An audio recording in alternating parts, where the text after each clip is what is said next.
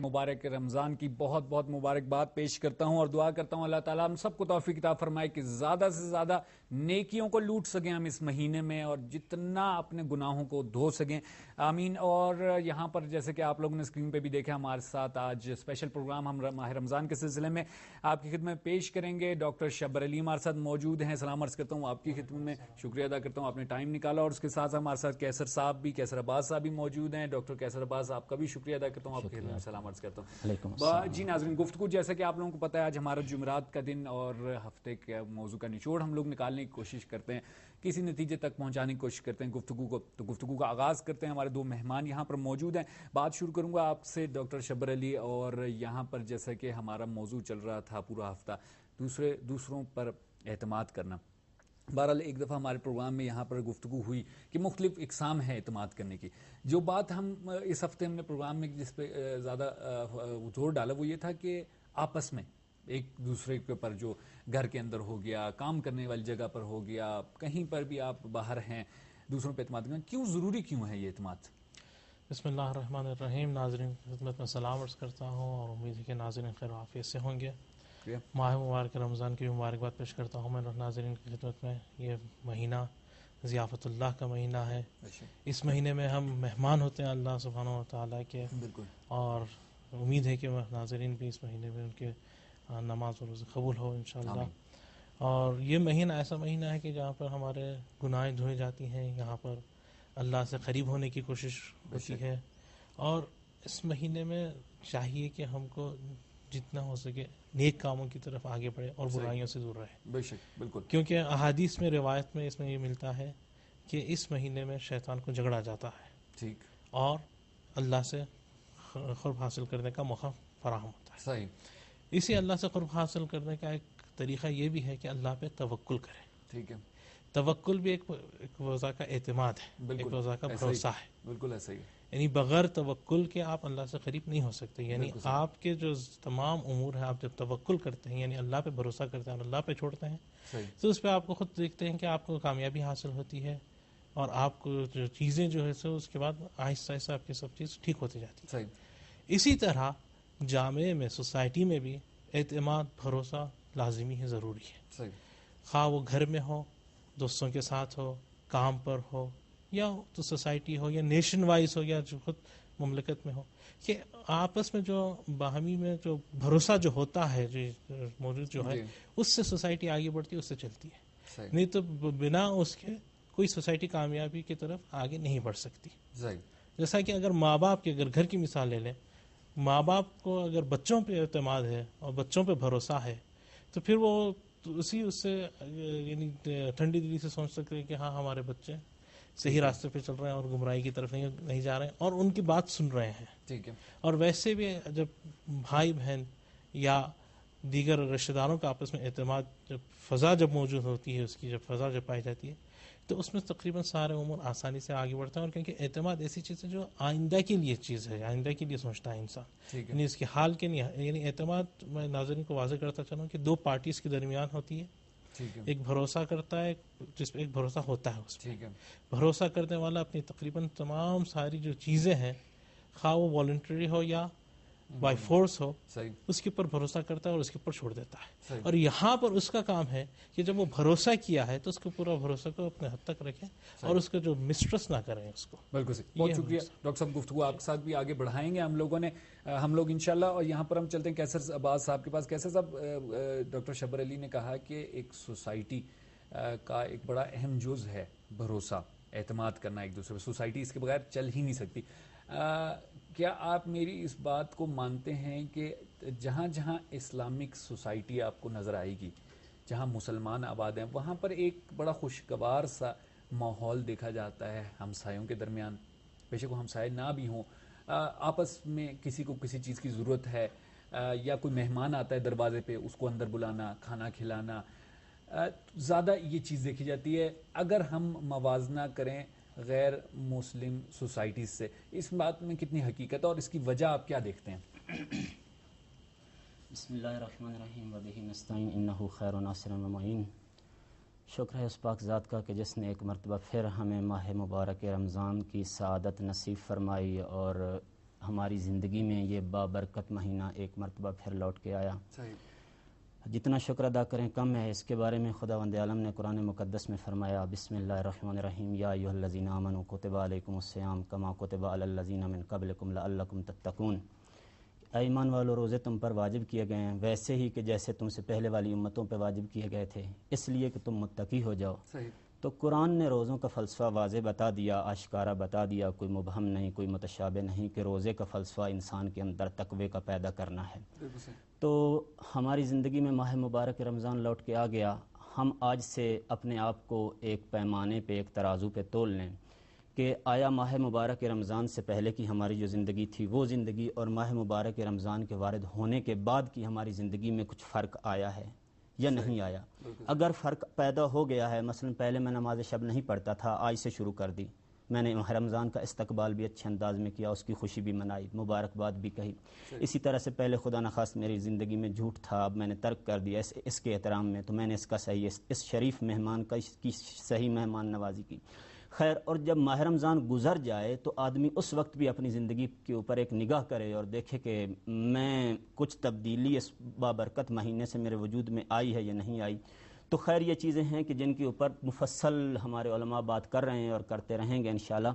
تو اس وقت جو موضوع سخن ہے وہ یہ ہے کہ اعتماد کے بارے میں, چونکہ پورا ہفتہ یہاں پہ بحث ہوتی رہی, تو میں اعتماد کو جو اس وقت ہماری سوسائٹی میں رائج ہے اس کو اپنی نظر میں مثبت نہیں دیکھتا ہوں.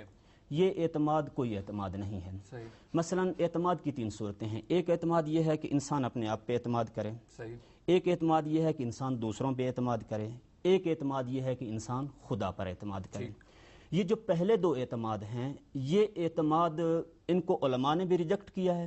مثلا آپ علامہ طباطبائی کی تفسیر الميزان میں دیکھ لیجئے, وہ اس آیت کے ضمن میں اعتماد بالنفس کو اس طرح ریجیکٹ کرتے ہیں کہ بسم اللہ الرحمن الرحیم حسبنا اللہ ونعم الوکیل ونعم المولا ونعم النصیر. اس آیت کے ضمن میں انہوں نے کہا کہ اعتماد بالنفس جو ہے, جو اپنے نفس پہ اعتماد کرنا ہے, یہ غرب سے ایک آواز اٹھی تھی. اور اس آواز کا مطلب یہ تھا کہ انسان کو خدا پر اعتماد جو انسان کا ہوتا ہے. مثلا دیکھیے, انسان جب اپنے خالق کے سامنے عاجز اور اس کے سامنے محتاج ہوتا ہے تو کس قدر اچھا ہے. لیکن جب انسان خود پہ بھروسہ کرنے لگ جاتا ہے اور کہتا ہے بس میں ہی ہوں جو کچھ ہوں, تو یہ چیز انسان کو تکبر کی طرف لے کے جاتی ہے. اور تکبر کا ایک ذرہ برابر انسان کے دل میں آ جائے, خدا ہر چیز معاف کر دے گا لیکن تکبر کرنے والے کو معاف نہیں کرے گا. خیر, جو اعتماد بالنفس, اسی بات کو پھر آغا جوادی عاملی, آغا طباطبائی کے لائق اور بہترین شاگرد آغا جوادی عاملی نے آگے اس بات کو بڑھایا اور انہوں نے اس بات اس آیت کے ضمن میں قل ان صلاتی و نسکی و محیی و مماتی للہ رب العالمین, اس آیت کے ضمن میں انہوں نے آ کے پھر اسی بات کو ریجیکٹ کیا اور ریجیکٹ کرتے ہوئے کہا کہ اعتماد بالنفس والی بات دین کے اندر کوئی نہیں ہے. دین کے اندر جو چیز ہے وہ آگے چل کر میں آپ کی خدمت میں عرض کرتا ہوں. پھر اسی بات کو آغا امام راحل نے, امام خمینی نے بھی آ کے اپنی کتاب آداب الصلاۃ میں, آداب النماز میں آ کر ریجیکٹ کیا. فرمایا یہ جو اعتماد بالنفس ہے, یہ اعتماد بالنفس غرب سے اٹھنے والی ایک آواز ہے کہ جو اعتماد باللہ کے راستے میں حائل ہونے کے لیے جو ہے ایک چیز بنا کے پیش کی گئی ہے. میں آپ سے عرض کروں خرم بھائی, جو اعتماد بالنفس ہے کیسے آتا ہے؟ دیکھیے, انسان کو خالق کائنات, میں ابھی اپنے آپ پہ اعتماد کرتا ہوں. اعتماد کیا ہے؟ میں یہاں سے اٹھوں گا اپنے گھر جاؤں گا, خدا شاہد ممکن ہے میں اس دروازے سے باہر نہ نکل سکوں. اچھا جی, آگاہ اپنی موت سے کوئی بشر نہیں, سامان 100 برس کا پل کی خبر نہیں, ممکن ہے میں ایک سے اگلی سانس نہ لے سکوں. کیسا اعتماد؟ کس بات پہ اعتماد؟ کہاں گیا وہ اعتماد؟ اعتماد کرنا ہے, کیسے کرنا؟ خیر, اس سے اگلی بات جو ہے دوسروں پر اعتماد, اس کو میں بعد میں, اسی بات کے اندر میں ایک چیز آپ سے عرض کرتا چلوں کہ اعتماد کس طرح کیا جائے. اعتماد کیا جائے اس ذات پہ, اور یہ اعتماد عقلی ہے, یہ اعتماد دین اس اعتماد کی تائید کرتا ہے, اور اسی اعتماد کے ضمن میں سارے اعتماد آتے ہیں. جب آپ خدا پہ اعتماد کریں گے تو خدا پہ اعتماد کی صورت میں آپ کو اپنے اوپر اعتماد پیدا ہو. خدا پہ اعتماد. کیسر بھائی, یہیں سے گفتگو آپ کی آگے بڑھائیں گے معذرت کے ساتھ, مختصر ہم نے وقفہ لینا ہے, اور دونوں مہمانوں کو شکریہ ادا کرتا ہوں کہ بہرحال ہماری گفتگو کو انہوں نے شروع کیا. یہاں پر ہم نے ایک مختصر وقفہ لینا ہے, چلتے ہیں ہم رباب پاس, دیکھتے ہیں رباب ہمیں کہاں لے کے جا رہی ہیں. جی بہت شکریہ خرم, اس بات میں کوئی شک نہیں کہ آج کی ہماری گفتگو کا آغاز بہت بہترین انداز سے ہوا, لیکن محترم ناظرین ساتھ یہاں مل کر لیں گے ایک وقفہ, اور اس کے بعد آپ کے اپنے پروگرام کو ہم آگے بڑھائیں گے. ہمارے ساتھ رہیے گا.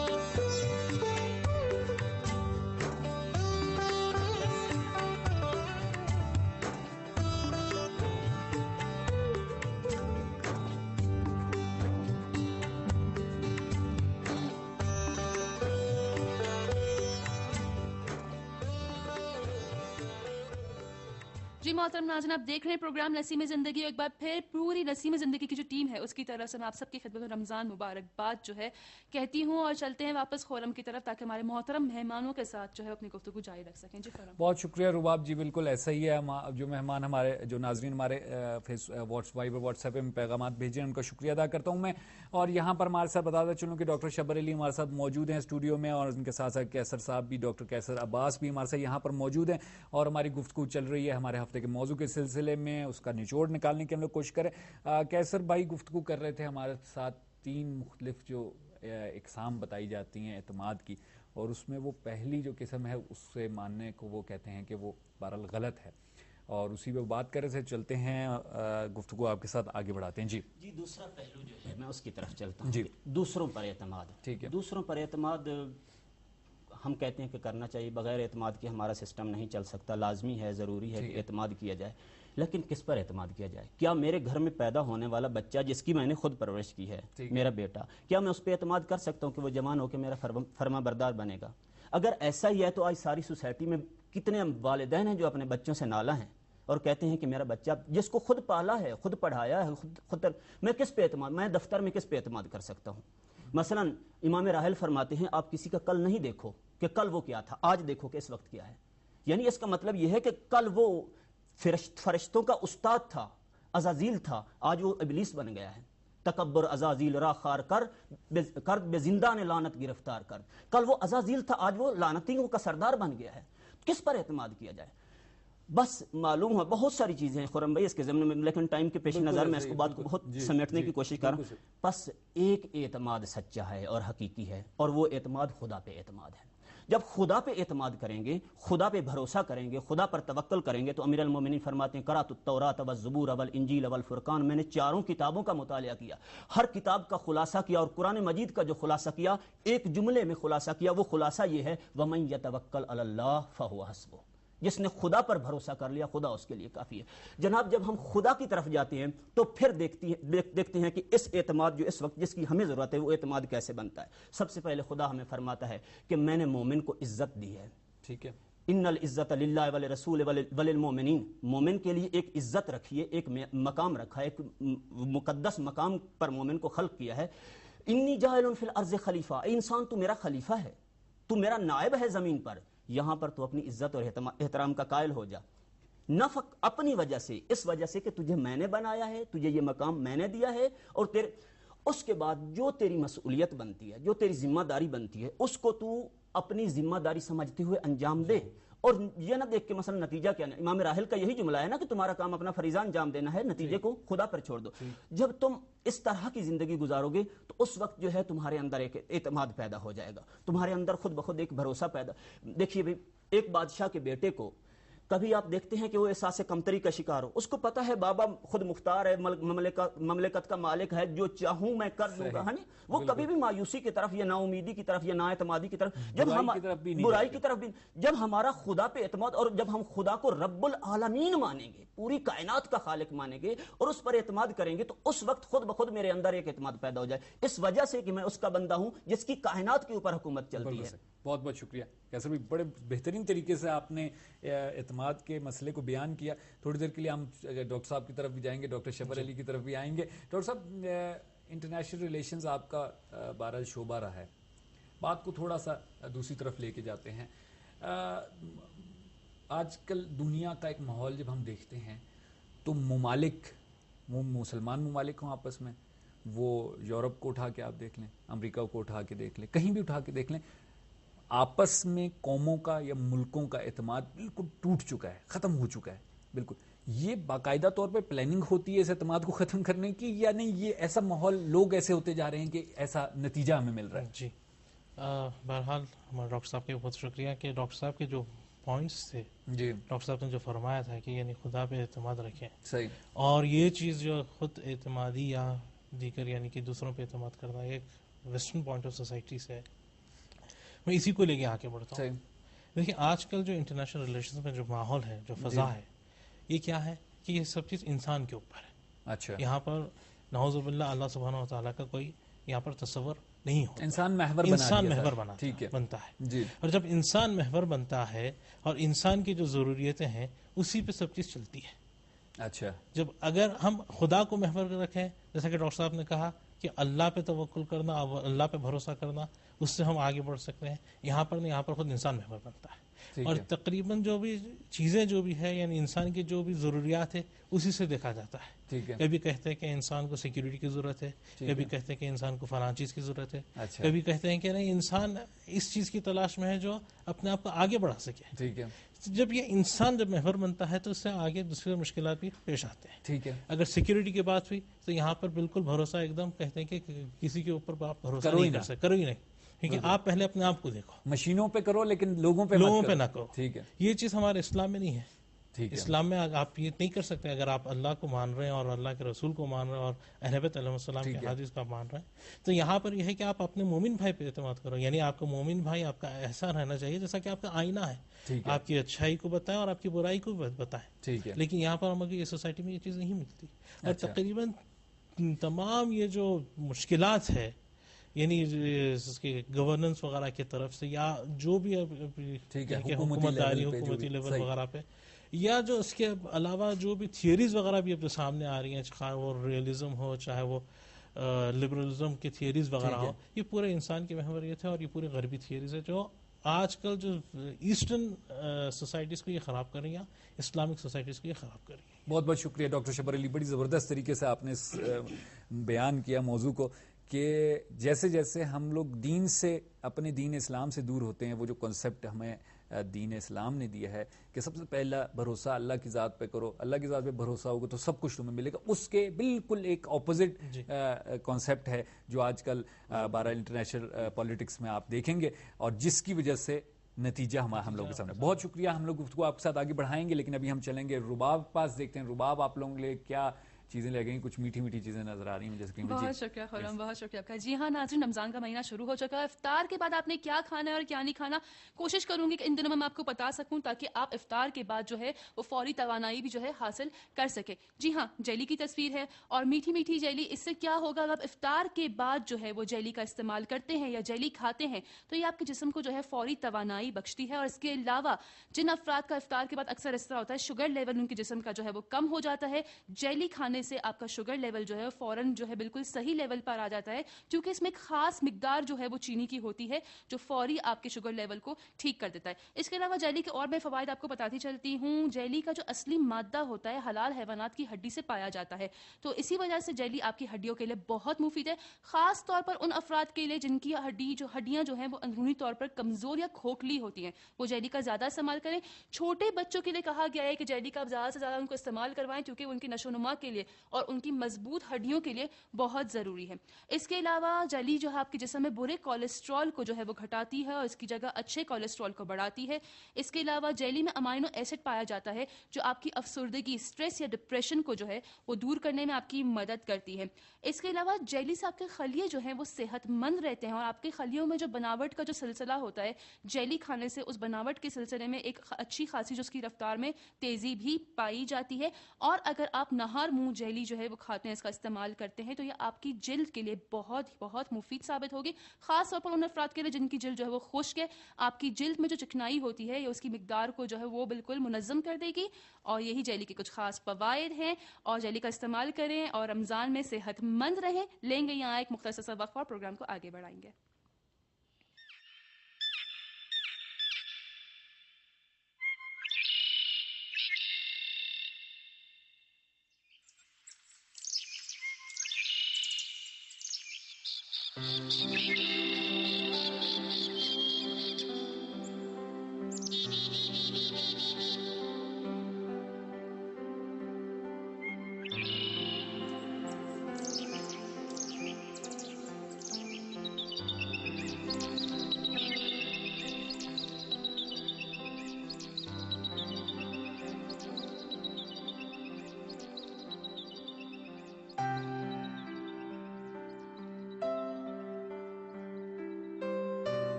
جی ناظرین، میں وقت کو ضائع کے بغیر لوٹوں گی خرم کی طرف تاکہ اپنی گفتگو کو جاری رکھ سکیں. جی خرم. بہت شکریہ رباب جی، بالکل ایسا ہی ہے. جی ناظرین، گفتگو کے آخری حصے میں آپ لوگ، بلکہ پروگرام نسیم زندگی کے آخری حصے میں آپ لوگ پہنچ چکے ہیں، اور ہماری گفتگو چل رہی تھی ڈاکٹر شبر علی کے ساتھ اور ڈاکٹر کیسر عباس کے ساتھ.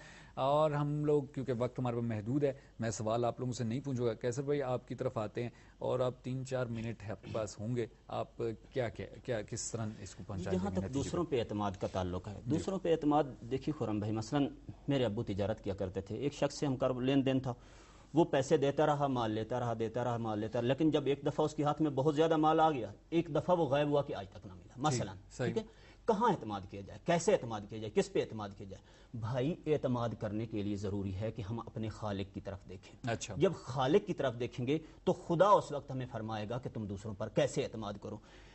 پوری کائنات میں تمام مکاتب فکر کو کنگال ماریے اور دیکھ لیجئے، کسی مکتب میں اس قدر دوسروں پر اعتماد کرنے کی تاکید نہیں کی گئی جس قدر قرآن نے تاکید کی. اچھا. قرآن نے فرمایا بسم اللہ الرحمن الرحیم، یا ایھا الذین آمنوا اجتنبوا کثیرا من الظن ان بعض الظن اسم. ظن یعنی گمان، وہ جو ہلکی سی آپ کے ذہن میں کسی کے بارے میں ایک چھوٹی سی وہ مثلا منفی شک آتا ہے، فرمایا ان بعض الظن اسم، یہ شک کرنا گناہ ہے. ولا تجسسوا، کسی کے بارے میں جستجو نہ کرو. ولا یغتب بعضکم بعضا، کسی کی غیبت نہ کرو. اس کے بعد فرمایا ایحب احدکم ان یاکل لحم اخیہ میتا، کیا تم چاہتے ہو کہ تم اپنے مردہ بھائی کا گوشت کاٹ کے کھاؤ؟ فرمایا فکرہتموہ، تم اس سے نہیں، کبھی تم ایسا نہیں. آئیے پورے مکاتب فکر میں مجھے دکھا دیجئے جتنی دنیا میں کسی مکتب فکر نے حسن ظن کرنے کے بارے میں اس طرح کے کلمات استفادہ کیے ہیں جیسے قرآن نے کیے کہ تم میں سے کوئی چاہتا ہے کہ اپنے مردہ بھائی کی میت سے، لاش سے کاٹ کاٹ کے گوشت کھائے؟ قرآن کہتا ہے اگر تم کسی کے بارے میں تجسس کرو گے، اگر کسی کے بارے میں سوء ظن کرو گے، اگر کسی کی غیبت کرو گے، تو تم ایسے ہو جیسے اپنے مردہ بھائی کی میت سے گوشت کاٹ کے کھا رہے ہو، اور یقیناً تم ایسا کرنے کو تیار نہیں ہو، گویا تم غیبت نہیں کرو گے، تم کسی کے بارے میں تجسس نہیں. بھائی دیکھیے، اسلام کا ایک فقہی قانون ہے، اور فقہی قانون یہ ہے کہ ساری چیزیں جو حلال خدا ہیں وہ حلال ہیں اس وقت تک کہ جب تک آپ کو یقین نہ ہو جائے کہ وہ نجس ہو گئی ہے، وہ پاک ہے. ٹھیک ہے، جو چیزیں امام صادق علیہ السلام کا فرمان ہے، جو چیزیں اللہ تعالیٰ نے حلال اور پاک و پکیزہ خلق کی ہیں وہ اس وقت تک پاک و پکیزہ ہیں جب تک آپ کو یقین نہ ہو جائے کہ یہ نجس ہیں. اب اسی قانون کو ہم اپنی سوسائٹی کے اوپر اپلائی کر دیتے ہیں. تمام مسلمان میں پھر عرض کرتا ہوں، تمام مسلمان ہماری نظر میں شریف ہیں، مومن ہیں، پاک و پکیزہ ہیں، معتمد ہیں، اس وقت تک کہ جب تک ہمیں کسی کے اوپر یہ یقین نہ ہو جائے کہ یہ بندہ خائن ہے، خیانت کار ہے، غیر اعتماد، اس کے اوپر اعتماد کرنا صحیح نہیں ہے. اس کے علاوہ اب آپ اس قانون کو مد نظر رکھتے ہوئے اپنے دفتر میں اس قانون کو اپلائی کریں. کسی کے بارے میں حتیٰ نہ ٹو لگا سکتے ہیں، نہ سوء ظن کر سکتے ہیں. مثلا اس کی شخصی زندگی کے بارے میں آپ ٹو لگائیں گے، گناہ کریں گے. اس کی غیبت کریں گے، آپ گناہ کریں گے. اس کے بارے میں تجسس کریں گے، سوء ظن کریں گے، آپ گناہ. اب دیکھیے جب یہ قانون اپنے مدرسے میں، اپنے اسکول میں، اپنے دفتر میں اپلائی کریں گے تو دفتر کا ماحول کیسا ہوگا؟ کیا جنت نظیر نہیں ہوگا؟ یعنی جب خدا کے پاس جائیں گے، خدا ہمیں اعتماد کے طریقے سکھائے گا. لیکن سب سے بڑھ کر اعتماد. پھر اس کے علاوہ یعنی کچھ چیزیں ایسی ہیں کہ جن کو ہم عام زندگی میں دیکھتے ہیں، کسی کے اوپر ہم زیادہ اعتماد کرتے ہیں، کسی کے اوپر کم اعتماد کرتے ہیں. کس کے اوپر زیادہ اعتماد کرنا؟ جس کے بارے میں خدا نے کہا. بھائی میں یہاں پہ کلی میڈیا پہ بیٹھ کے کلی قانون بتا رہا ہوں، جاؤ میرا یہ قول جو ہے آپ اس کو کنگال کر، اس کو آزما کر دیکھ لینا کہ جو شخص اللہ تعالیٰ سے ڈرتا ہوگا اس پہ آنکھیں بند کر کے اعتماد کر لینا، وہ آپ کے ساتھ خیانت نہیں کرے گا. اور جو شخص اللہ سے نہیں ڈرتا ہوگا، وہ چاہے آپ کا سگا بھائی ہی کیوں نہ، اس پہ اعتماد سوچ سمجھ کر کرنا، اس سینس میں تو ضرور کرنا جس سینس میں اسلام نے کہا ہے. اور باقی چیز یہ ہے کہ اعتماد کرنے کے لیے بصیرت چاہیے ہے. اقبال کہتے ہیں کہ دل بینا بھی کر خدا سے طلب، آنکھ کا نور دل کا نور نہیں. مثلا جب تک بصیرت نہ ہو اس وقت تک آدمی کی شناخت نہیں ہوتی. پھر فرمایا خدا اگر دل فطرت شناس دے تم کو، سکوت لالا و گل سے کلام پیدا کر، نیا زمانہ نہیں صبح و شام پیدا کر، دیار عشق میں اپنا مقام پیدا کر. تو یہ اللہ تعالیٰ کے اختیار میں ہے. جب تک ہم دعا نہیں کریں گے، جب تک اس کے سامنے عجز و انکساری نہیں کریں گے، جب تک اس سے مانگے گے نہیں، یہ دل بینا اور قلبی بصیرت نہیں ملے گی. جب تک قلبی بصیرت نہیں ملے گی، لوگوں کو پہچاننے کی شناخت نہیں مجھے. اسی لیے فرمایا گیا روایت میں ایک دعا ہے کہ عموماً دوستوں کو بھی یہ دعا کرنی چاہیے، مجھے بھی کسی بزرگ نے تاکید فرمائی تھی کہ کہا جائے کہ اللہم ارنا الاشیاء کما ہوا، پروردگارہ مجھے چیزوں کو ویسے کر کے دکھا جس طرح ان کی حقیقت ہے. تو اس طرح سے ضروری ہے کہ انسان کو پروردگار عالم پہ اعتماد اور اعتقاد رکھنا چاہیے، اور اس اعتقاد کے ضمن میں یہ سارے اعتقاد اور اعتماد آ جاتے ہیں. بہت زبردست، بہت شکریہ کیسر باز، بہت شکریہ. ڈاکٹر صاحب مختصر وقت ہے. جی ہاں، جی ہاں، بہرحال یعنی اعتماد ایسی چیز ہے کہ یعنی بالکل اس کو سوسائٹی میں رہنا چاہیے. اور اعتماد دراصل دیکھیں، میں یہ کہتا چلوں کہ ناظرین کو کہ اگر آپ دوسروں کے لیے جو چیز چاہ رہے ہیں، پہلے اپنے آپ کو دیکھیں کہ آپ اپنے لیے وہ چیز چاہتے ہیں یا نہیں چاہتے. اچھا، جب آپ اپنے لیے وہ چیز چاہتے ہیں یا پسند کرتے ہیں رہنا، تو ویسے بھی آپ کو چاہیے کہ دوسروں کے لیے بھی وہ چیز ہونا. یعنی اس کا مطلب یہ ہے کہ آپ کسی کے بارے میں کوئی برائی نہ کریں، کسی کے بارے میں کوئی غیبت وغیرہ نہ کریں، کسی کے بارے میں کوئی غلط کام یا غلط فکر نہ سوچیں. ماہ مبارک رمضان ہے، اس میں ایک روایت کی طرف میں آگے چلتا ہوں، ناظرین کو بتاتا ہوں کہ یعنی رسول اللہ صلی اللہ علیہ وسلم کے زمانے میں ایک خاتون آئی تھی، آ کے مل رہی تھی ان سے، اور رسول اللہ نے کہا کہ اے شخص جا کے افطار کر. اچھا، تو اس نے پلٹ کے پوچھا کہ کیوں رسول اللہ، کیا میں تو روزہ ہوں؟ کہنے لگے کیا تو روزہ نہیں ہے، کیونکہ تو نے یہاں پر اپنے ایک مومن بھائی کا یا مومن کا گوشت کھایا، یعنی وہ غیبت کری تھی. جیسا کہ ہمارے ڈاکٹر صاحب نے جو کہا کہ یعنی ایک مردہ کھانا، ایک مردہ مومن کا یعنی گوشت کھانا، تناول کرنا، اسی طرح ہے کہ ہم اگر ماہ مبارک رمضان میں کسی کے بارے میں اگر ہم بدگمانی کریں، بدذہنی کریں، تو آٹومیٹکلی ہمارا روزہ ٹوٹ جاتا ہے. یعنی گناہوں سے، یعنی جو ذہنی گناہوں سے بھی یہ چیز ممکن ہے. ماہ مبارک رمضان ہے، انشاءاللہ ناظرین کی امید ہے کہ ناظرین عبادتوں کی طرف آگے بڑھیں اور سوسائٹی اپلفٹمنٹ کی طرف آگے بڑھیں. اور وہ کیسا آ سکتا ہے؟ اللہ پہ اعتماد کرنا، آپس میں بھروسہ رکھنا، اور اللہ کے جو قوانین ہے اس کو سوسائٹی میں پیادہ کرنا. بہت بہت شکریہ ڈاکٹر شبر علی، آپ کا بھی بہت شکریہ ادا کرتا ہوں. ڈاکٹر کیسر باز بہت شکریہ ادا کرتا ہوں. مجھے خود شخصاً بہت